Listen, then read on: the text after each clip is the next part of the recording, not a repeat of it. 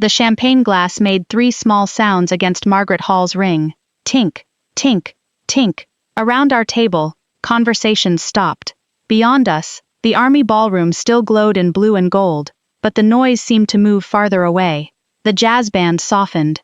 Silverware paused over white plates. At the front of the room, the empty place setting for fallen soldiers stood under a single light. It was my 31st birthday. My mother-in-law smiled at me as if she had been waiting for this moment all year. "Julia," she said, loud enough for the neighboring tables to hear, "we wanted to give you something meaningful. After all, your whole life is about service." My husband, David, lifted his phone and pointed the camera directly at my face. His sister Emma covered her mouth, already laughing. Margaret slid a glittering pink envelope across the tablecloth. "So tonight," she continued, "we decided to serve you." Inside were divorce papers. David had already signed them. Margaret leaned closer, perfume and champagne on her breath. "My son deserves a real wife. Someone who can elevate this family. Not someone who spends her life playing in the dirt." They expected tears. Maybe shouting. Maybe a scene they could replay later over drinks in Dallas. What they did not know was that I had already seen the envelope. They did not know I had read the email chain between David and the family lawyer. And they had no idea what was folded inside the black clutch resting on my lap. "I am Sergeant Julia Hall, United States Army Logistics." For most of my marriage, David's family treated that title like an embarrassment. That night, they mistook my silence for weakness. It was the most expensive mistake they ever made. 2 years earlier, I had believed marrying David meant joining a family. I came from a small, ordinary home, where people talked too loudly at dinner and wrapped Christmas presents with whatever paper was left in the closet. David came from Highland Park, old Dallas money, private clubs, family trusts, and portraits of dead relatives watching from paneled walls. The first week after our honeymoon, Margaret hosted a cocktail party. I wore a navy dress I had saved for months to buy. She introduced me to 2 women beside the fireplace. "This is David's wife, Julia," she said. They smiled. Then Margaret added, "She's a sergeant." Her tone changed the word. It no longer sounded like rank, it sounded like a warning label. One woman gave David a sympathetic look. The other asked whether I planned to do something more settled after the army. Before I could answer, Margaret pulled Emma toward them and announced that her daughter was engaged to a cardiologist. "A real professional," she said. David squeezed my hand under the conversation. At the time, I thought the gesture meant he understood. Later, I realized it meant he wanted me to stay quiet. That became our pattern. At Thanksgiving, Margaret asked everyone to say what they were grateful for. When my turn came, I said I was grateful for my soldiers and for the chance to serve. She laughed softly. "Well, every society needs people for all kinds of work." Everyone heard what she meant. I looked at David. He studied his pumpkin pie. At Christmas, she gave him a vintage watch and Emma a trip to Paris. My gift was a book about leaving the military for manual labor. Inside it, she had folded a set of hospital scrubs. "Perhaps Emma's husband can help you find work in housekeeping," she said. The room smelled of pine, coffee, and the expensive candle burning on the mantel. I remember those details because humiliation has a strange way of preserving ordinary things. David said nothing. For a long time, I told myself his silence was discomfort. Then I called it weakness. Eventually, I understood it was agreement. 6 months before the army ball, I came home early and found him ending a phone call. A message from Margaret lit up his screen. "She can't find out. Handle it." I asked him what it meant. He sat at the kitchen counter, rubbing both hands over his face. Then he admitted that his inheritance depended on maintaining the right family image. Margaret believed an enlisted wife hurt that image. "She thinks people judge us," he said. "And what do you think?" He stared at the cold coffee between us. "That this is complicated." It was not complicated. I simply was not ready to accept the answer. A month later, I heard him speaking to Margaret through the half-open study door. "You have to choose," she told him, "her or this family's future." There was a long pause. I stood barefoot in the hallway, holding my running shoes, waiting for my husband to defend me once. Instead, he sighed. "I know, Mom. I'll handle it." That sentence ended the marriage, though the paperwork came later. I did not confront him. I did what soldiers do when the ground shifts under them. I assessed. I made a plan. My first plan was officer candidate school. I thought if Sergeant Hall embarrassed them, perhaps Officer Hall would force them to respect me. It was the wrong reason, but it gave me movement when I felt trapped. I enrolled in online college classes. My alarm rang at 4:30 every morning. I ran physical training before sunrise, worked 10-hour days managing equipment and supply movements, then came home and wrote papers at a small desk under a yellow lamp. David complained about the typing. He complained about the light. He complained that I was no fun anymore.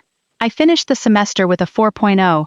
Then I needed his financial information and signature to continue. I placed the forms on the kitchen table one Saturday morning. The coffee was still warm when he swept the pages onto the floor. "More debt for this fantasy?" he said.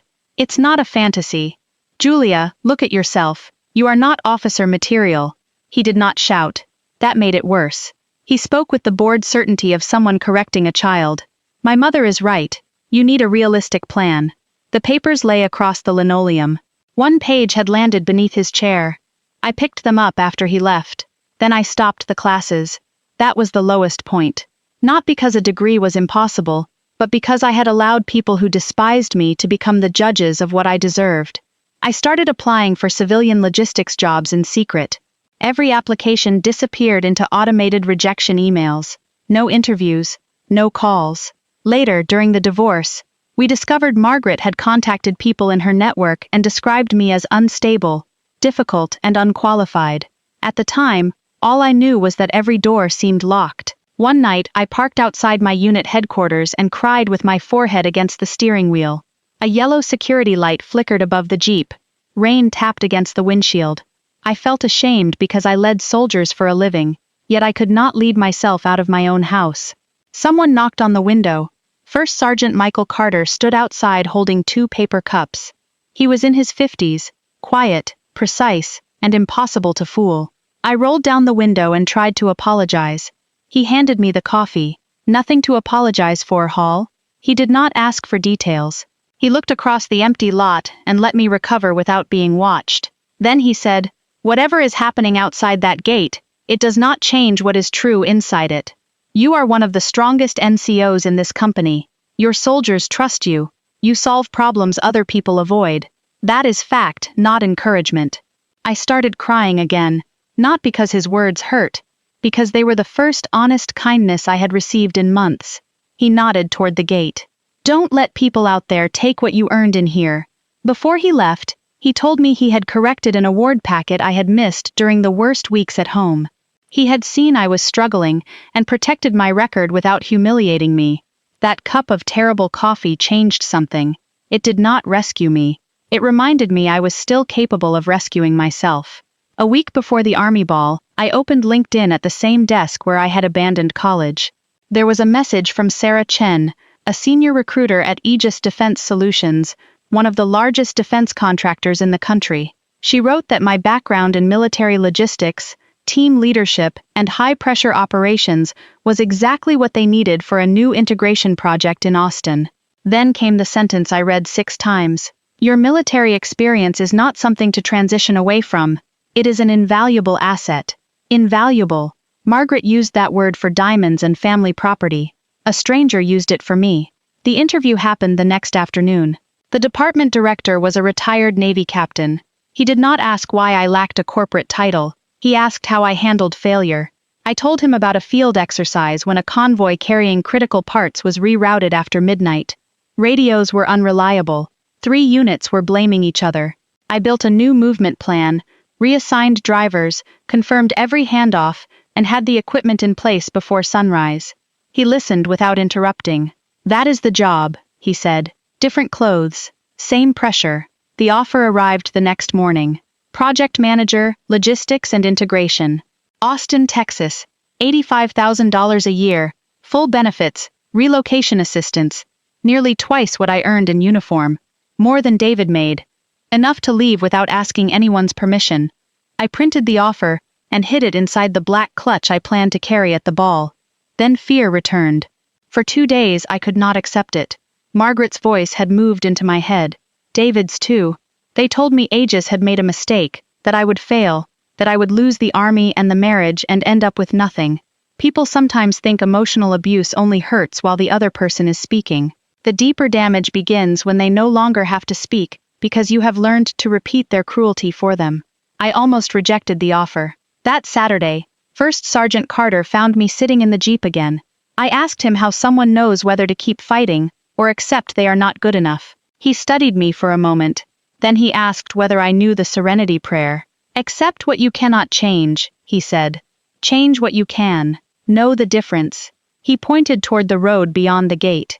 You cannot change people committed to misunderstanding you. Stop throwing yourself against that door. Then he tapped the roof of my Jeep. But if another door is open and you are afraid to walk through it, that is not fate, that is fear wearing their voice. I accepted the Aegis offer before I drove home. After that, the days before the ball felt different. Margaret still performed her sweetness. David still pretended affection, but I no longer searched their faces for proof that I mattered. 3 nights before the event, I came home and found Margaret at our table, with the glittering pink envelope and a stack of legal papers. She shoved them inside when she saw me. Your special birthday gift, she said. It will change everything. I smiled.